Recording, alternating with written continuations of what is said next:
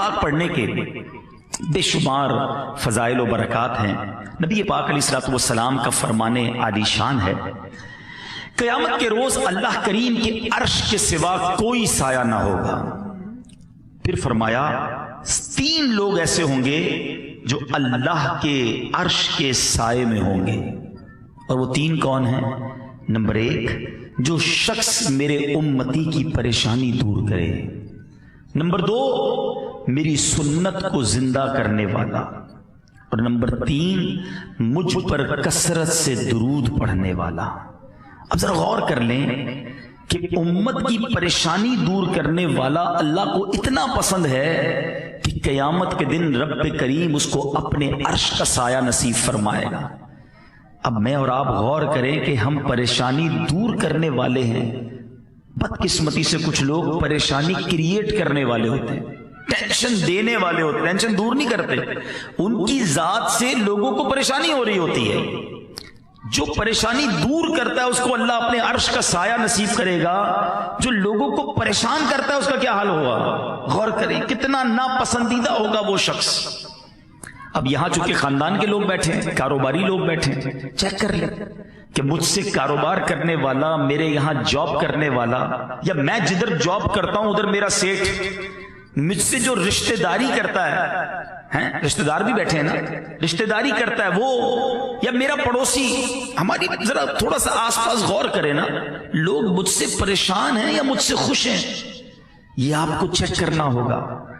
اگر میں لوگوں کے لیے ٹینشن ہوں، پریشانی ہوں، تو یہ درست نہیں ہے۔ اللہ کو پسند ہے وہ شخص جو لوگوں کی پریشانی دور کرے۔ اور کچھ لوگ واقعی ہوتے ہیں، ماشاءاللہ میں نے دیکھا ہے، آپ نے بھی دیکھا ہوگا کہ لوگ پریشانی کے وقت ان کے پاس جاتے ہیں کہ یار یہ ٹینشن ہو گیا ہے، وہ بولتے ہیں فکر نہیں کرو میں تمہارے ساتھ۔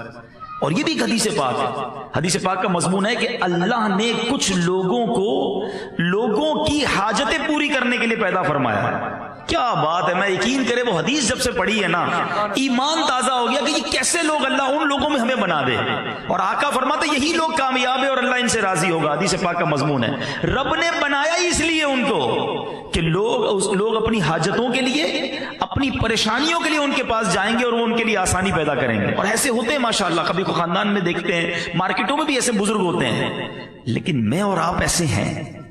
اب فیملی کے لوگ بیٹھے، ہم غور کریں کہ ہم اپنے ماں باپ کے لیے، اپنے بھائی بہنوں کے لیے، اور بالخصوص اپنے سسرال والوں کے لیے ہم پریشان بناتے ہیں، پریشانی کریٹ کرتے ہیں یا آسانی کرتے ہیں؟ آج کل تو یہ مزاج بنا ہوا ہے نا کہ جناب اپنی فیملی کے ساتھ تو ٹھیک ہے، سسرال والوں کے ساتھ ذرا ٹائٹ رہنا ہے، ہاں ادھر اتنا جھک کے نہیں رہنا ہے، ان کو ٹینشن دینی ہے، دیر سے جانا ہے، سب سے آخر میں جانا ہے، تم جب تک نہ جاؤ تو کھانا شروع نہیں ہونا چاہیے۔ یہ کیا ہے؟ ہمارا کام آسانی دینا ہے۔ ہمارا مسلمان جو ہے وہ تکلیف دینے والا نہیں ہوتا، ہر کسی کے لیے اس کو فیل ہی کروا دیں۔ میں آپ کو مشورہ دیتا ہوں کہ جتنے ینگسٹرز یہاں بیٹھے ہیں، جس طرح آپ کے ماں باپ کی آپ اولاد ہے نا، احادیث میں مضمون ملتا ہے کہ ساس سسر بھی ماں باپ ہوتے ہیں۔ بچیاں جو مجھے سن رہی ہیں وہ بھی غور سے سنیں، جس طرح تمہارے ماں باپ تمہارے ماں باپ ہیں، اس طرح ساس سسر بھی تمہارے ماں باپ ہیں، ان کو کیوں تمہاری وجہ سے تکلیف ہونی چاہیے؟ بالکل اسی طرح ادب کریں، خیال رکھیں، تکلیف نہ دیں۔ مگر آج پرابلم یہ ہے کہ ہماری وجہ سے لوگوں کو پریشانی ہوتی ہے، غور کریں۔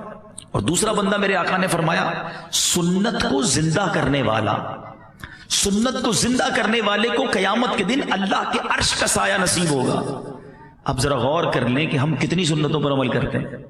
کبھی موقع ملے نا تو ایک دن بیٹھ کر کاغذ قلم لے کر، یا موبائل میں ہی نوٹس بناتے ہیں آج کل، کہ مارننگ ٹل ایوننگ میں جو جو کام کرتا ہوں، صبح آپ اٹھے، واش روم گئے، ٹھیک ہے، کپڑے پہنے، تیار ہوئے، بریک فاسٹ کیا، آفس گئے یا اسکول گئے یا کالج گئے، پھر دوپہر کیسے گزاری، شام کیسے گزاری، دوستوں میں گئے، گھر پہ آئے، دوپہر کا کھایا، رات کا کھایا، اس پوری روٹین کو لکھیں اور اب چیک کریں کہ میں نے صبح سے لے کر رات تک کس کس کام میں کتنی سنتوں پر عمل کیا۔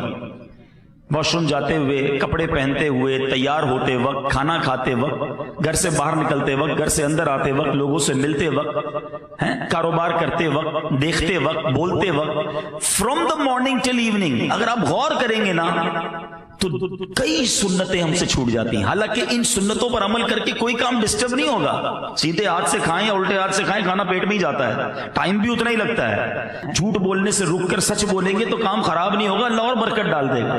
لیکن سنتوں کا ذہن ہی نہیں ہے. اور تیسری بات، نبی پاک علیہ الصلوۃ والسلام نے فرمایا درود پاک کثرت سے پڑھنے والا قیامت میں اللہ کے عرش کے سائے تلے ہوگا.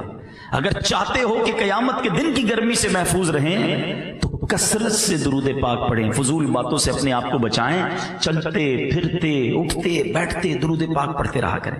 آئیے مل کر محبت کے ساتھ بآواز بلند درود پاک پڑھ لیں. صلو علی الحبیب صلی اللہ تعالی علی محمد صلی اللہ علیہ وسلم. آج ایک مختصراً قرآنی واقعہ میں آپ کو سنانا چاہتا ہوں.